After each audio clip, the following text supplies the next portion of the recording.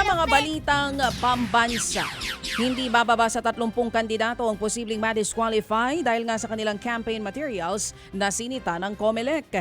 Ayon po sa COMELEC, paulit-ulit nilang sinisitang naturang mga kandidato kaugnay sa kanilang illegal na campaign materials. Marami raw ang hindi tumutugon sa paulit-ulit na pagsita ng COMELEC kaya nauwi na sa reklamo.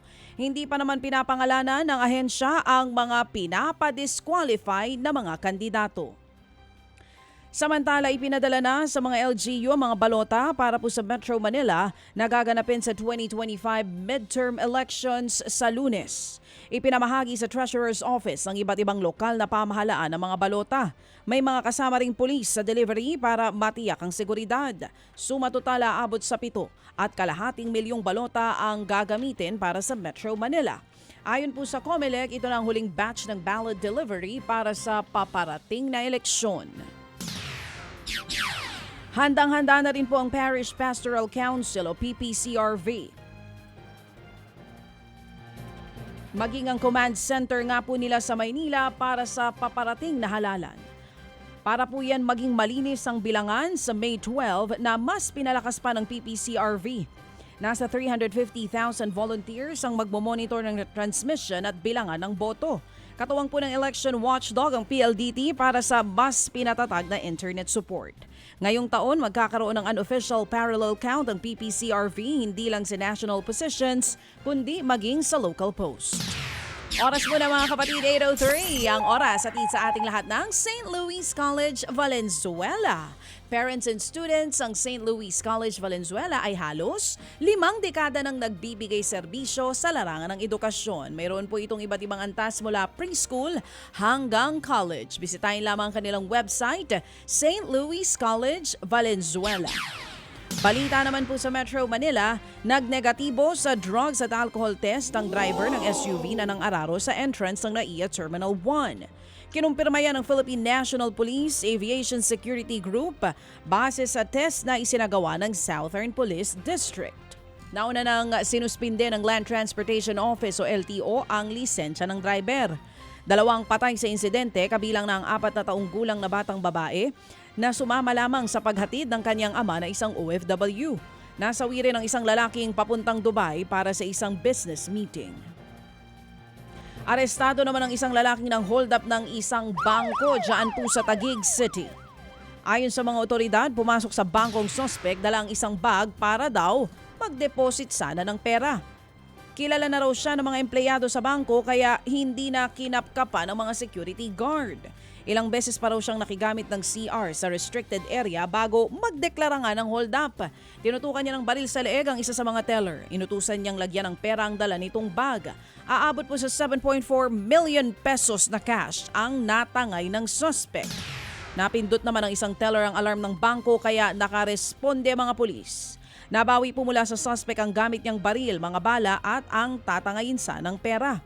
Naharap po siya sa reklamong robbery with force intimidation, illegal possession of firearms at maging paglabas sa Omnibus Election Code. Iniimbestigahan naman ng PNP ang anggulong inside job.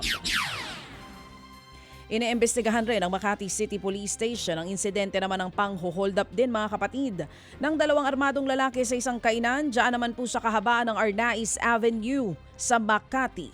Sa video, makikita po ang pagpasok ng 2 armadong lalaki. Parehong naka-helmet ang mga ito. Ang isa sa kanila naka-uniform pa nga ng pang-motorcycle taxi. Isa-isa nilang kinapkapan ng mga kumakain na customers saka kinuha ang kanilang mga cellphone at iba pang mga gamit. Ang lalaking nakaitim na jacket pasimpleng isinilid sa bulsa ng kanyang pantalon ang nakuhang wallet mula sa isang Japanese customer. Agad ding umalis sa mga suspect pero biglang bumalik ang isa sa kanila at isinauli ang nakuha niyang wallet, mga cellphone at ang iba pang mga gamit. Ang tingin ng Makati Police, hindi pang hold up ang pakay ng mga suspect. Maaari raw na may target na patayin ang 2 pero naging false alarm dahil wala ang kanilang hinahanap. Yun nga lang, sadyang hindi raw sumunod ang isa sa kanila nang itinago niya ang wallet ng may lamang 25,000 pesos. Naritong bahagi ng pahayag ni Makati Police Chief Police Colonel Jean De La Torre.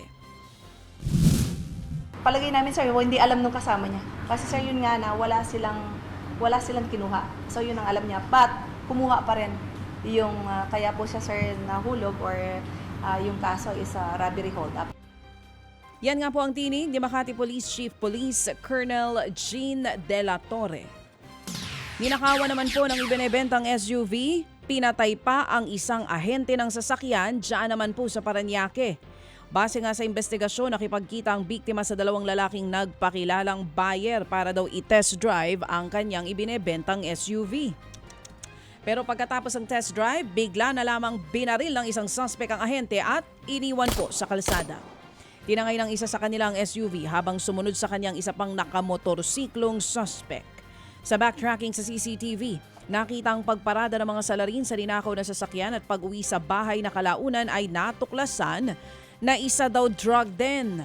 Sinalaki ng mga pulis ang nasabing bahay at nakita doon ng motorsiklo na ginamit ng mga suspect at 3 lalaking gumagamit ng iligal na droga.